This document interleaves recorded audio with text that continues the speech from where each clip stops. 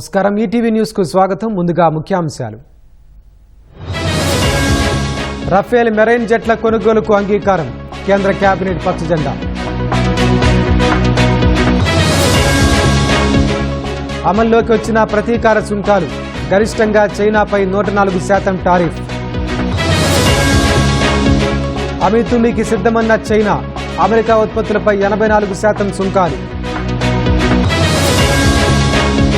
Trump టారిఫ్లతో America self goal ఏకాకిగా మారుతుందన్న ఆర్థికవేత్తలు